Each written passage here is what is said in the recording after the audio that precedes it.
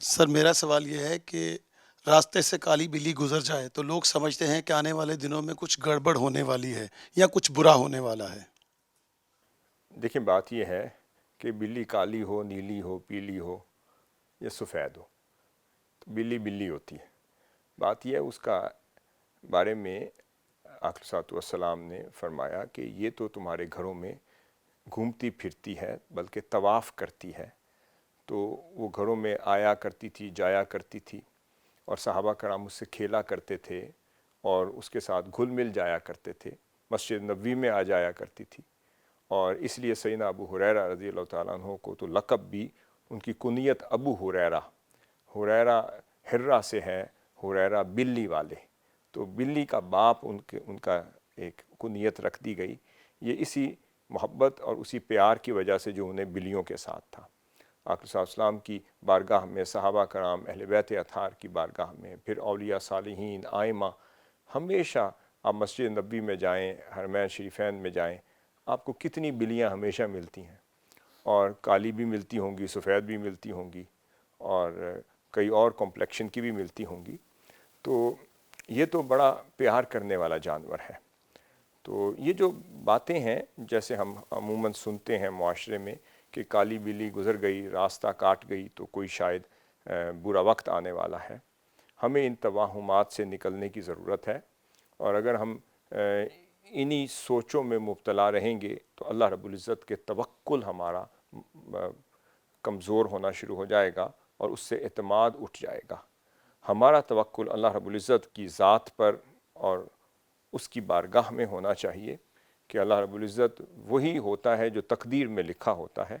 اور انسان کے ذمے اس کی تدبیر ہوتی ہے۔ اور اگر کسی اعمال کے نتیجے میں یا کسی معاملات میں آپ کو کوئی مشکل آ جائے، کوئی آزمائش آ جائے، کوئی مصیبت بھی آ جائے، تکلیف آ جائے، تو ہم یہ کیوں نہیں سوچتے کہ یہ اللہ کی طرف سے ہے؟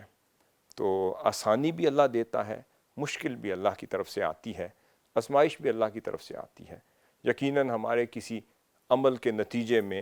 اور ہماری سرزنش کے لیے کوئی ایسی سختی آئی ہے، اور شاید اللہ رب العزت ڈیوائنلی ہمیں ٹیچ فرما رہا ہے اور صحیح سمت لانے کی کوشش فرما رہا ہے، اور ڈیوائن گائیڈنس اللہ کی طرف سے اتری ہے۔ ہو سکتا ہے اس آزمائش کے نتیجے میں اللہ رب العزت ہمارے لیے آسانیاں، اور ان مع العسر یسرا، جیسے اللہ رب العزت نے فرمایا کہ عسر کے بعد پھر اللہ رب العزت یسر بھی عطا کرتا ہے۔ اسی طرح انبیاء علیہ السلام کی ساری حیات طیبہ اور مقدسہ معمور ہے ان واقعات سے۔ سیدنا ایوب علیہ السلام، سیدنا یونس علیہ السلام، سیدنا یحییٰ علیہ السلام، سیدنا یوسف علیہ السلام، اب جب کنویں میں تشریف لے گئے، وہ آپ کے لیے آزمائش تھی۔ اب وہاں پہ خدا نہ خواستہ کوئی بلی گزر جاتی، کتنی بلیاں گزری ہوں گی، تو مگر یہ سنت نہیں ہے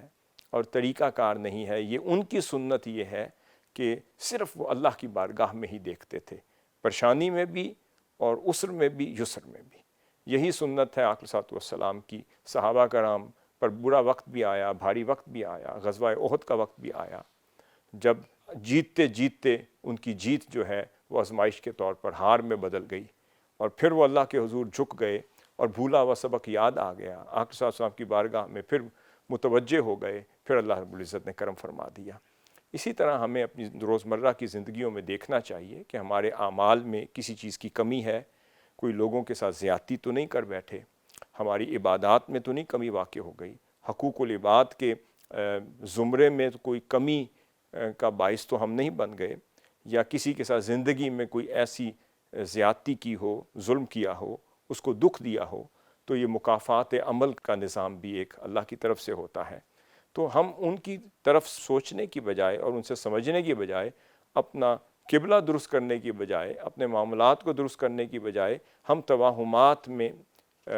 چلے جاتے ہیں، اور پھر اپنے آپ کو ہم سیٹسفائی کرنے کی کوشش کرتے ہیں۔ شاید یہ کوئی بندش ہے، شاید وہ میری قسمت ایسی ہے، شاید کوئی تکلیف آنے والی ہے، تو اس سے قبل ہم اللہ کے شاکر رہیں، اس کے عابد رہیں، اس پہ شکر کریں، توکل کریں، تو شاید اللہ رب العزت، اور صدقہ اور خیرات کرتے رہیں کثرت سے۔ ہمیشہ اس عمل کو اپنی زندگی کا حصہ بنائیں۔ کبھی بھی کوئی مشکل کی گھڑی آ جائے تو اللہ کی بارگاہ میں سب سے بہتر چیز وہ صدقہ ہے جو ہر طرح کے مصائب اور آلام اور دشواریوں اور تکلیفوں کو ٹالتا ہے اور اس کے لیے ڈھال بن جاتا ہے۔ اگر ہم پازیٹیوٹی کے ساتھ چلیں تو انشاءاللہ تعالی ہماری زندگیوں میں خیر بھی رہے گی، برکت رہے گی، اور ہم ان توہمات سے محفوظ ہو کر اللہ پہ توکل کرتے ہوئے شاکر اور صابر اور متوکل اور قانع ہو کے زندگی گزاریں گے تو اور برکت ہوگی۔